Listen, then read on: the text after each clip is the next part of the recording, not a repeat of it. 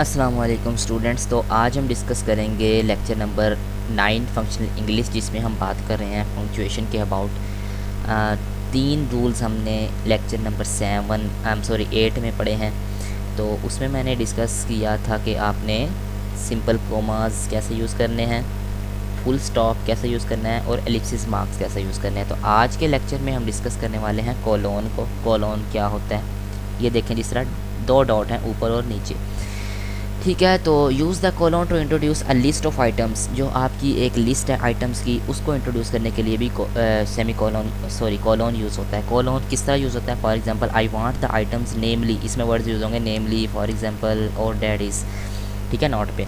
ठीक है, तो ये देखें यहाँ पे लगा है कोमा, ये एक रॉन्ग स्टेटमेंट है। आपने करेक्ट स्टेटमेंट इस तरह से यूज़ करनी है, I want the following items, फिर colon, butter, sugar and flour. ठीक है, a colon should not precede a list unless it follows a complete sentence। देखें, I want an assistant who can first input data, ये first आ जाएगी। Second में write reports and complete text forms। तो ये एक ही चीज़ों में इस तरह नहीं लिखना, डिफरेंट हेडिंग्स बना के लिखनी है। किस तरह से? I want an assistant who can do following, जिस तरह पार्ट्स होते हैं जिसे हम सुर्खियाँ भी बोलते हैं। इनपुट डाटा ए, बी में राइट रिपोर्ट्स एंड सी में कंप्लीट टेक्स्ट फॉर्म। तो इस तरह से आपने इसको राइट करना है।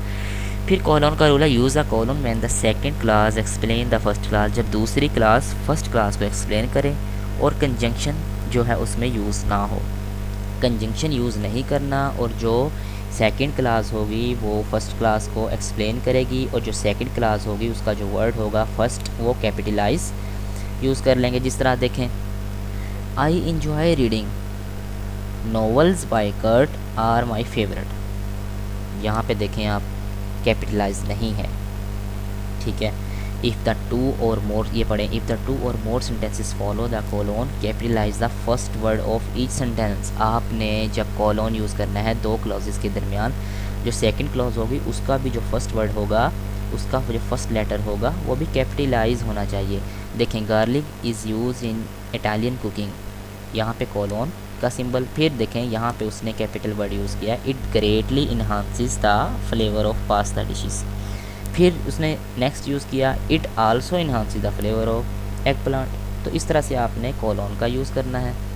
फिर वो कहता है, use the colon to introduce a direct quotation that is more than 3 lines in length, जो कि 3 लाइन से ज़्यादा कोटेशन हो, उसमें भी आपने कोलोन यूज़ करना है। The author wrote in the first chapter, देखें, जो Georgia went back to her room and start at the intricate patterns of burn mouth wings in the clear glass of the overhead light. यहाँ पे एक बात ख़त्म।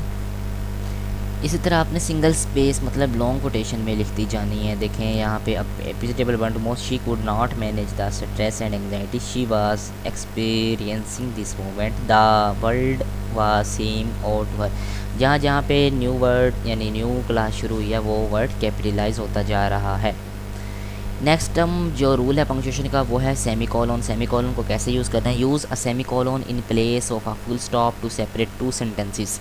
Semicolon को वहाँ use करना है, देखें, in place of a full stop, full stop की जगह पे यूज़ करना है जहाँ पे 2 सेंटेंसेस को अलग करना है हमने।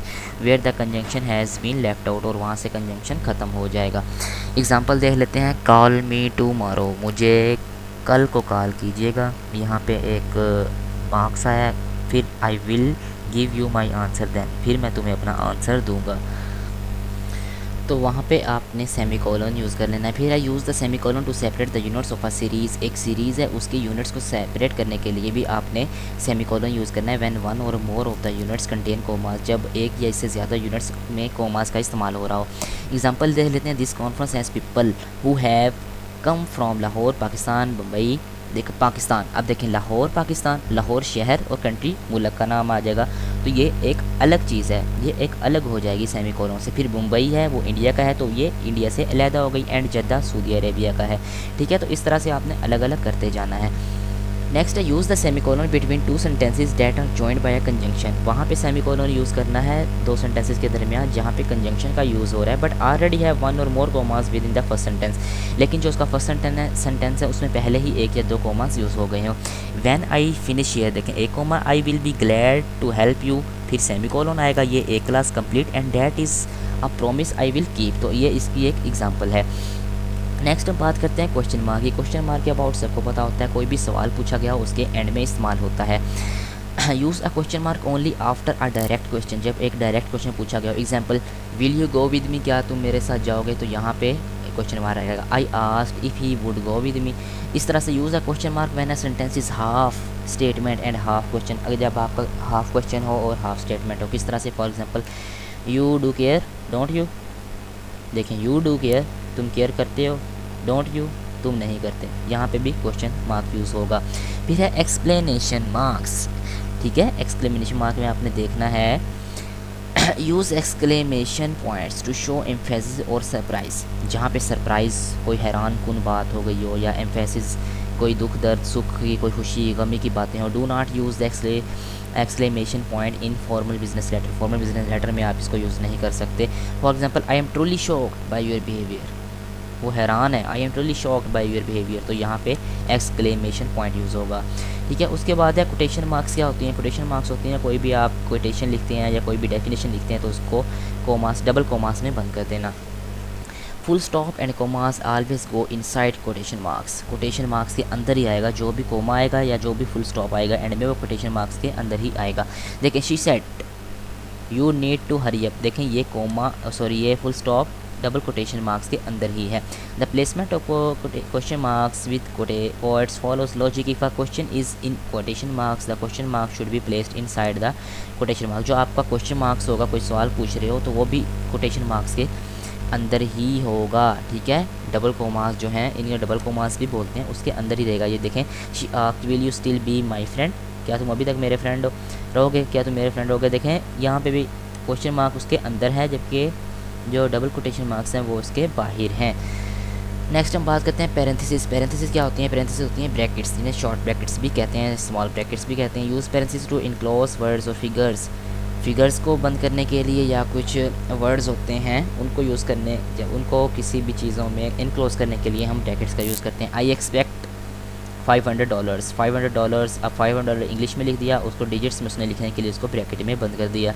Use full parenthesis to enclose numbers or letters used for listed item, जब आपके पास लिस्टेड आइटम्स हों उनको भी आप जैसा number 1 list, number 2 list, number 3 4 5 इनको भी आप पैरेंथेसिस में बंद करते हो। We need an emergency physician who can 1 पे आ गया थिंक क्विकली, देखें यहाँ पे 1 को उसने ब्रैकेट में बंद कर दिया, फिर 2 को भी पैरेंथेसिस लगा दी और 3 में भी पैरेंथेसिस लगा दी। उसके बाद है full stop go inside parenthesis only if an entire sentence is inside the parenthesis. Please read the analysis. I have enclosed it as attachment A dot, ठीक है। प्लीज़ रीड द एसेंसिस, अटैचमेंट ए फिर dot. अगर तो आपने सारी attachment को इस तरह से देखें, यहाँ पे भी कोमा, यहाँ पे डॉट लगा के फिर अगर आपने कोई पैरेंथेसिस में कोई भी चीज़ लिखनी है तो फिर आपका डॉट अंदर आएगा पैरेंथेसिस के। अगर आप यहाँ पे इसको ख़त्म नहीं कर रहे तो फिर आपका जो पैरेंथेसिस के बाद आएगा फुल स्टॉप। नेक्स्ट है अपोस्ट्रोफी। अपोस्ट्रोफी कैसे यूज़ करते हैं? Use the apostrophe with contraction. The apostrophe is always placed at the spot where 1 or more letter have been removed, जहाँ से एक वर्ड या 2 वर्ड आपने रिमूव करने हो वहाँ पे अपोस्ट्रोफी यूज़ होगा।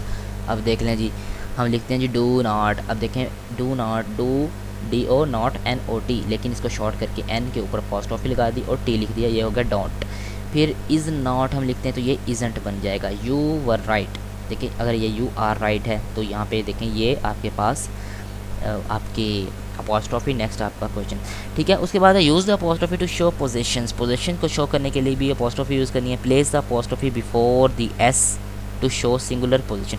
सिंगुलर पोजीशन को यूज़ करना है तो आपने एस से पहले अपोस्ट्रोफी का यूज़ करना है। 1 बॉयज़ हैट, 1 चाइल्ड्स हैट, तो इस तरह से, ठीक है। नेक्स्ट है use the apostrophe where the noun that should follow is implied. For example this was his father's not his jacket, ठीक है। दिस वाज हिज फादर्स, ये इसके बाप की थी, नॉट हिज जैकेट मतलब इसकी नहीं है। टू शो प्लूरल पोजीशन, वहाँ पे सिंगुलर मैंने बात की, सिंगुलर जब आप यूज़ करते हैं तो ऐसे पहले अपोस्ट्रोफी आती है, लेकिन जब आप प्लूरल पोजीशन यूज़ करते हैं, make the noun plural first, आपने नाउन को प्लूरल बनाना है, then immediately use the apostrophe. 2 boys' hats, 2 actresses' hats, देखें 2 women's hats, 2 children's hats. With a singular compound noun show possession with S, देखें इस तरह से। At the end of the word my mother in law's hat, तो आपने end with the end at the end of the word आपने S के साथ S से बिफोर ही यूज़ कर लेनी है अपोस्ट्रोफी। नेक्स्ट है हमारे पास हाइफन। हाइफन कहते हैं डैश, इस तरह का एक लाइन को ही कहते हैं। To check whether a compound noun is two words, जो आपका कंपाउंड नाउन है वो अगर दो अल्फाज हैं, वन वर्ड और हाइफनटेटेड, अगर एक वर्ड्स है तो दूसरे वर्ड्स के दरमियान हम हाइफन यूज़ कर लेते हैं। जिस तरह से देखें ये एग्जांपल है eye witness, eye shadow, eye opener. Opener eye और ओपनर को सेपरेट कर दिया, दरमियान में हाइफन की अलामत आ गई। फिर है hyphenate all compound numbers from 21 to 99। For example the teacher had 32 children, 30 अलग और 2 उसके जो 30 एक तरफ रह गए और 2 जो हैं वो अलग लिख दिए। 32 children in her classroom, only 20 अलग और 1 अलग ऑफ चिल्ड्रन वर बिलिंगुअल। तो देखें इस तरह से। फिर डैशेस आगे हम देखते हैं डैश क्या होती हैं। डैश देखें, डैश एक इस तरह से एक लेंथी सी लाइन होती है। किस तरह से देखें, an en dash named for the width of a typesetter's key in the little longer than a hyphen.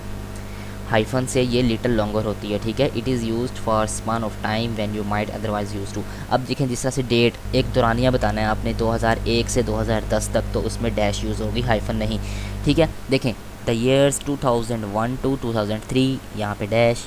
January to June, यहाँ पे डैश। देखें ये ना थोड़ी हाइफन से बड़ी है, अगर इसे स्मॉल है, थोड़ी सी छोटी है, तो वो हाइफन कहलाएगी, ठीक है। तो ये कुछ रूल्स हैं मैंने आपके पंक्चुएशन के डिस्कस किए इससे पहले लेक्चर में भी और इसमें भी। उम्मीद करता हूँ आपको वीडियो पसंद आई होगी, समझ भी आई होगी। तो चैनल को सब्सक्राइब कर लें, वीडियोस को आगे भी शेयर करते रहें। शुक्रिया, अल्लाह हाफिज़।